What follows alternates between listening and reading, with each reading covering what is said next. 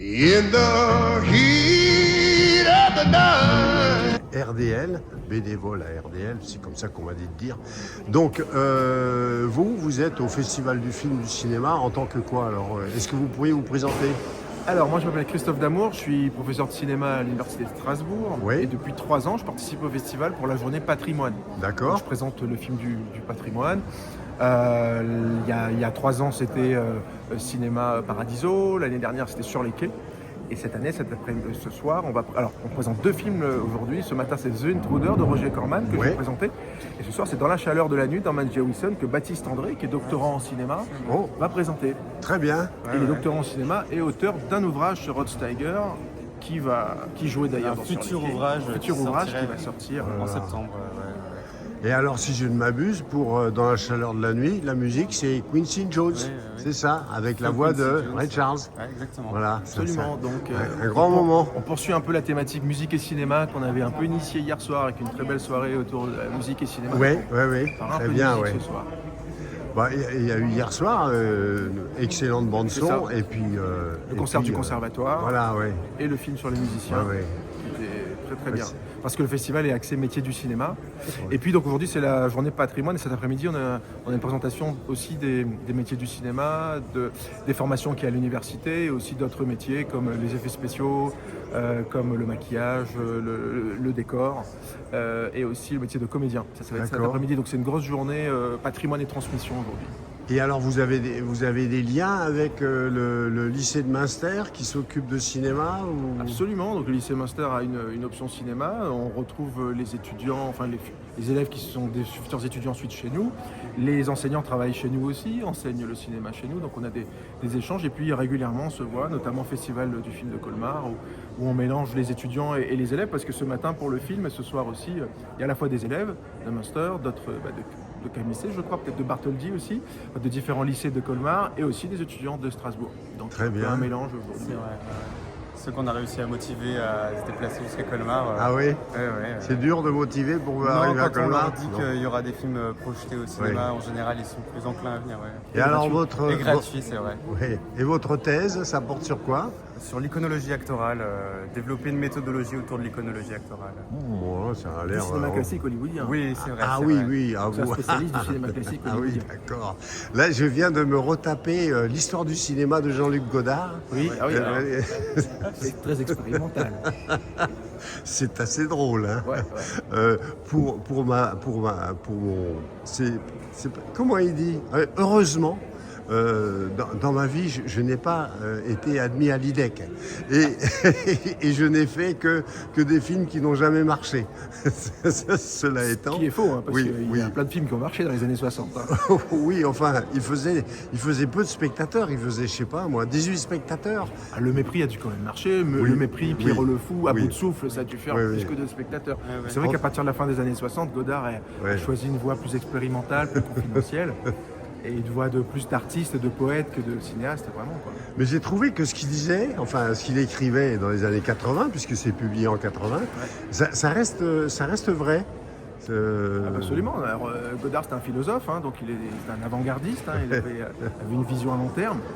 Et puis donc il y a ce qu'il a écrit, puis il y a ces films Histoire du cinéma en plusieurs épisodes qui sont vraiment une histoire du cinéma, une philosophie du cinéma et de la vie en images, quoi. Ouais. C'est très important, Godard. Ouais. Bon, alors là, on va pas conclure en disant qu'est-ce que je peux faire, je ne sais pas quoi faire. Ouais, très bonne ref. Je vais pas non plus parler de vos seins ni de vos tétons. Oh non, pas tout de suite. Enfin, pas ce matin, là. On va conclure. Merci infiniment. Merci, bon merci festival. infiniment, oui, merci beaucoup. Et à bientôt. Et portez-vous bien. Merci, Au revoir. merci. Marc, je trouve formidable que ce film ait pu être vu en salle avec un public si nombreux. C'est un film fondamental. Alors j'imagine que Christophe, en introduction, vous a dit que c'était une œuvre totalement à part dans la filmographie de Roger Corman, qui est ce génie de la série B qui va révolutionner un peu tous les genres avec des films sulfureux, de gangsters, d'horreur, des comédies horrifiques. la petite boutique des horreurs. Il a méthode de tournage expéditif, parfois c'est seulement 2 jours de tournage. Donc il a réalisé lui-même une 60aine de films et il a produit au sein de sa maison de production New World Pictures presque 400 films. Et surtout, il va lancer la jeune génération des Scorsese, Cameron, Monte-Hellman, Coppola, etc. Donc il a un pied à la fois dans toutes les mutations qui adviennent au tournant des années 60 et 70. Il va lancer aussi la jeune génération, celle du nouvel Hollywood, qui sera complètement branchée sur la contre-culture et toutes ces luttes qui débutent dans les années 60, les civil rights, donc toute une partie de la jeunesse est vent debout contre toutes les lois discriminatives, contre les Afro-Américains bien sûr, mais également contre les Amérindiens, les droits des femmes, les droits des homosexuels, etc. Et alors là, ce film tenait particulièrement à cœur à Roger Corman. C'est en fait un roman écrit par l'un de ses collaborateurs, Charles Beaumont, qui a par exemple travaillé avec lui sur les adaptations d'Edgar Allan Poe, qui ont aussi contribué à faire connaître Corman. Et c'est un roman hyper engagé, en prise avec l'époque, qui s'inspire de différents faits divers. Et notamment, en fait, à la fin des années 50, ce qu'on va voir dans le film, dans une fiction extrêmement sèche, là encore, peu de jours de tournage, un petit budget, 90 000 $ et du coup un montage hyper sec, qui va avec la rugosité et même la violence de cette intrigue qui, me semble-t-il, ne laisse aucun spectateur indifférent. C'est presque, pour moi en tout cas, un film dur à regarder et absolument fondamental dans l'avancée de ces lois dans les années fin 50, début 60, qui tentent de mettre fin à la ségrégation raciale. Donc, l'histoire des États-Unis, mais comme celle d'autres pays, n'est pas sans tâche. Pendant tout le classicisme hollywoodien, il y a globalement, pas tout le temps, mais globalement, une sorte d'omerta sur l'esclavage, sur le massacre des Amérindiens, donc les peuples autochtones avant l'arrivée des colonies britanniques qui, s'émancipant de la Grande-Bretagne, vont finir par fonder les États-Unis d'Amérique. Et après la déclaration d'indépendance, normalement, ce qui est inscrit au frontispice de la Constitution américaine, c'est, entre autres, l'égalité, le droit au bonheur, etc. Sauf que l'égalité, pendant très longtemps, c'est pas pour tout le monde. Et donc, notamment pas pour les Afro-Américains, ce ne sont pas les seuls, mais surtout, il y a cette ségrégation raciale qui perdure, notamment dans le sud des États-Unis. Et du coup, c'est le film le plus ouvertement engagé politique de Corman, d'après le roman qui s'appelle L'Intrus, signé par l'un de ses collaborateurs. Alors, ce film est passionnant et il est en prise avec l'époque. Je vais faire très court et je vais essayer d'être simple, mais donc, en fait, en 1954, il y a un arrêt de la Cour suprême qui a été rendu, c'est l'arrêt Brown, qui veut mettre fin à la ségrégation sociale dans les lycées et les établissements scolaires plus globalement. Donc où il y avait une séparation entre les lycéens ou étudiants blancs et les Afro-Américains. Et cette loi, elle est votée au niveau de la Cour suprême. Petite anecdote, c'est une Cour suprême dirigée par Earl Warren. Peut-être que le nom vous dit quelque chose parce que plus tard, on le retrouvera à la tête de la commission d'enquête de l'assassinat de John Fitzgerald Kennedy en 1963. C'est la commission Warren. Peut-être vous avez vu le JFK d'Oliver Stone, mais je digresse. Alors, Earl Warren, à la tête de la Cour suprême des États-Unis, c'est le pouvoir fédéral, c'est l'autorité centrale, c'est tout ce qui se décide aux États-Unis tout en haut. Et ensuite, système politique américain, c'est les États fédérés. Chacun des États fédérés est censé appliquer la loi venue d'en haut. Et ce film, il est fondamental parce qu'il montre dans une petite communauté fictive, la ville de Caxton, qui est située dans le sud profond, au sein de l'intrigue, voir les soubresauts de cette loi Brown, de cette jurisprudence qui va obliger les écoles à arrêter la ségrégation. Et donc on va voir les soubresauts, les violentes passions qui vont être déchaînées et dans une communauté qui est conservatrice, raciste, mais au départ légaliste. C'est-à-dire qu'au départ, ils ne sont absolument pas d'accord avec cette loi de déségrégation. Alors, Adam Kramer, sur lequel je vais revenir, joué par William Shatner, il va commencer par un micro-trottoir, il va tâter le pouls de la ville, il va faire des sondages d'opinion, et on voit presque tous les habitants qui sont contre cette loi. Et puis, donc en fait, ce film est fondamental parce qu'il pose la question raciale avec rugosité, subversion. C'est une œuvre sulfureuse, c'est aussi dû aux méthodes de tournage, les plans s'enchaînent, le film est extrêmement court, 1h20, donc c'est vraiment une manière d'accélérer la cadence pour nous peindre une galerie de personnages. Il y a aussi une dimension chorale dans ce film. On va à la fois voir le personnage central, donc Adam Kramer, qui est un lobbyiste, qui vient en fait jouer sur les passions tristes, les pulsions racistes de la petite ville, pour les amener progressivement à ne plus vouloir respecter la loi. Au départ, la communauté, elle est contre cette déségrégation, mais elle est légaliste. Par exemple, le notable ou le journaliste, qui au départ, alors lui, il y aura une vraie conversion de ce personnage, qui au départ n'est pas vraiment pour, mais bon, c'est la loi, et qui ensuite défilera aux côtés des élèves lors de la deuxième marche vers le lycée pour tenter de les aider à rentrer. Et conséquence de son acte de bravoure, il se fera lyncher, passer à tabac, il perdra un œil et il disparaîtra de la fiction parce qu'il est à l'hôpital. On a comme ça donc une galerie de personnages, des tronçons de vie. J'ai dit le lobbyiste, Adam Kramer, qui va essayer de convaincre la population, différents gens de cette petite communauté qui ne demandent qu'à ce que leur pulsion raciste soit électrisée par toutes les techniques démagogiques et populistes que va utiliser Adam Kramer. Et alors, il y a des peintures de foule qui se déchaînent sous la pression rhétorique mensongère de l'agitateur des foules. En fait, Adam Kramer, c'est un vendeur de haine et il attise les passions. Et donc, question raciale avec de la violence qui va crescendo. On peut penser à cette famille noire qui se fait attaquer dans la voiture, qui manque de se faire lyncher, le shérif local qui met un temps fou avant de débarquer et qui, au fond, est du côté des manifestants. Il dit au journaliste qui prend la défense de la famille, on ne va pas arrêter tout le monde, bref. Ensuite, évidemment, la séquence finale qui est absolument glaçante, où la balançoire devient la métaphore de la pendaison. Il y a aussi cette corde sur laquelle on insiste, et ces gros plans où cette caméra très mobile sur les visages de la foule qui monte en émotion hargneuse jusqu'à la potentielle mort de ce garçon Joey qui est innocent. Et donc il y a cette question raciale avec une violence crescendo, et en même temps il y a la question fédérale. Ce qui est assez intéressant, c'est que Adam Kramer, il va jouer sur le fait qu'une partie des États sudistes ou des membres de la population sudiste détestent l'autorité centrale de Washington et voudraient que chaque État gère pour lui-même les différentes questions. Pourquoi je vous dis ça? Je ne vais pas insister, mais en fait, c'est la guerre de sécession qui se rejoue encore et encore.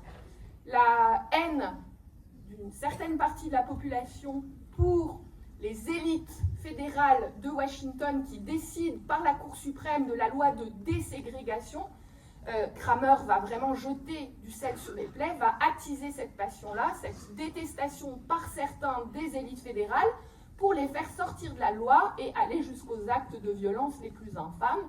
Donc évidemment, Kramer va prendre la tête de cette procession qui finit par enflammer la croix. C'est donc le Ku Klux Klan en marche qui revient dans les années 60 pour s'en prendre à des membres de la communauté noire, notamment le pasteur. Et donc, c'est un personnage de lobbyiste, de démagogue, de populiste, tout à fait passionnant.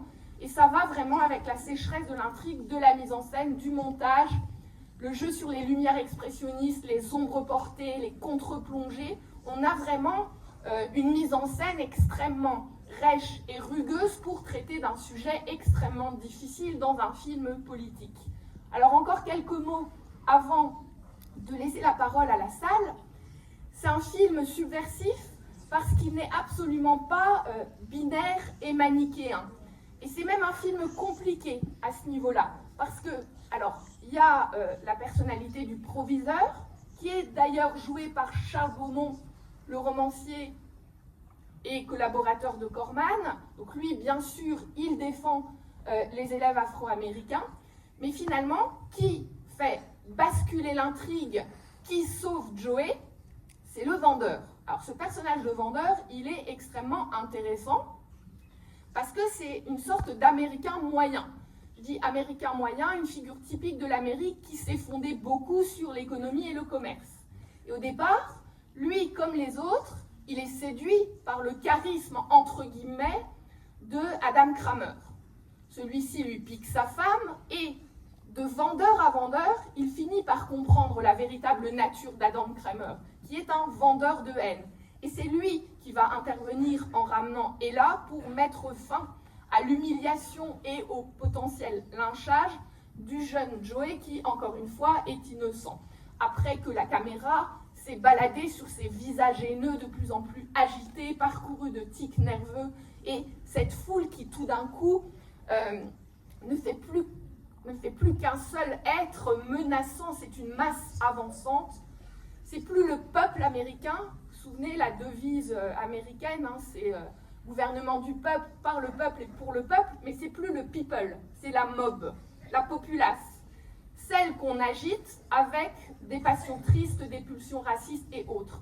Et donc, Adam Kramer, il est démasqué, on démasque sa traîtrise, et grâce à ce vendeur qui finit par voir clair dans son jeu et en gros qui lui dit je vois bien tes petites stratagèmes. Et donc cette communauté raciste, sudiste, qui était prête à bafouer toute justice quand elle place le jeune Joey sur la balançoire, on se croirait de retour au Far West, la loi du plus sauvage.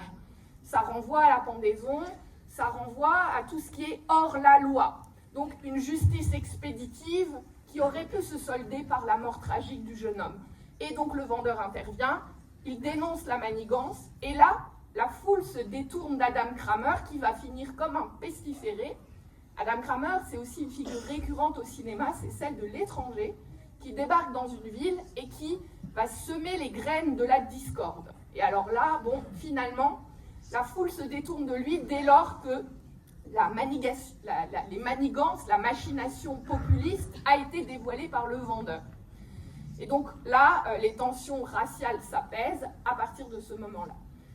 Un dernier mot, c'est que Hollywood, pendant très très longtemps, Hollywood n'a pas représenté les Afro-Américains, ou alors dans l'œuvre raciste Naissance d'une nation de Griffith.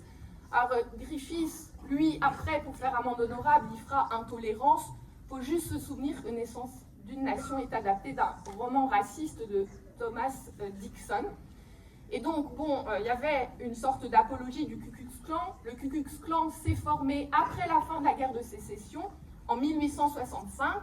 Je vous rappelle aussi que la guerre de sécession a mis fin à l'esclavage grâce au président républicain Abraham Lincoln, qui s'est fait assassiner ensuite. Mais Hollywood, pendant longtemps, ne va pas vraiment s'attaquer de front à ces questions de ségrégation raciale, sauf justement, alors il y a d'autres exemples dans la branche du cinéma indépendant. Il y a par exemple un cinéaste afro-américain, Oscar Micheaux, qui répond à l'injurieux Naissance d'une nation en 1920 avec Within Our Gates. Mais bon, Hollywood a longtemps été timide par rapport à ces questions. C'est pareil pour la représentation du massacre des Amérindiens. Mais dans les années fin 50, début 60, la société change, le cinéma change. Donc vous avez le début de quelques œuvres s'attaquant à cette question. C'est au cas où vous ayez envie de poursuivre la réflexion. Je vous cite quelques films. Il y a La chaîne de Stanley Kramer en 1958, qui va attacher deux prisonniers qui s'échappent du bagne et ils vont être attachés l'un avec l'autre. Ça va être le grand Sidney Poitier, parmi les premiers acteurs afro-américains à avoir un premier rôle au cinéma et surtout à avoir une reconnaissance internationale. dans la chaîne de Kramer, il va être attaché à Tony Curtis. Et au début, tous les deux sont xénophobes. Ils se détestent mutuellement. Ils détestent les blancs, les noirs, etc. Et finalement, ça va glisser vers le buddy movie où les deux hommes vont s'unir dans cette quête de liberté. Vous avez également un très beau mélodrame de Douglas Sirk qui s'appelle Le Mirage de la vie, en 1959, où là c'est un mélodrame, donc c'est plutôt la douleur d'une mère qui est employée chez une actrice blanche, une employée de maison afro-américaine dont la fille métisse et blanche de peau renie ses origines. Vous avez également, en 1962, soit la date de The Intruder, vous avez, c'est formidable ce film, voyez-le si vous pouvez, c'est Du silence et des ombres de Robert Mulligan, qui est adapté d'un roman de Harper Lee, qui est une femme, soit dit en passant, qui s'appelle Ne tirez pas sur l'oiseau moqueur. Et là, vous avez Gregory Peck, l'acteur, qui va défendre un homme noir injustement accusé de viol par une menteuse, et l'avocat qui fait un vibrant plaidoyer pour la justice, l'égalité, la vraie égalité, et malgré le fait qu'il dénonce les machinations, qu'il pointe du doigt au tribunal les mensonges, le personnage afro-américain va quand même se faire condamner, ne croyant plus en la justice, il va tenter de s'enfuir, et la fin sera tragique. Et enfin, je vous promets, dernier mot, ce soir, vous avez la chance, si vous le souhaitez, de pouvoir voir Dans la chaleur de la nuit, avec Sidney Poitier en superbe policier, intelligent, séduisant, bien habillé, qui vient du nord des États-Unis, dans le sud pour une enquête, et dans le sud, son alter ego, ça sera Rod Steiger, un flic qui au début est un peu, on va dire, bourru, et finalement, il y aura une vraie amitié qui se nourra entre les deux. On verra à nouveau la violence du sud raciste, et c'est vraiment un chef-d'œuvre de l'histoire du cinéma. Merci beaucoup Nathalie pour cet éclairage. Ce soir le film est à 20h et juste avant Nathalie sera là pour présenter son livre en partenariat avec le Libroscope. In the heat of the night.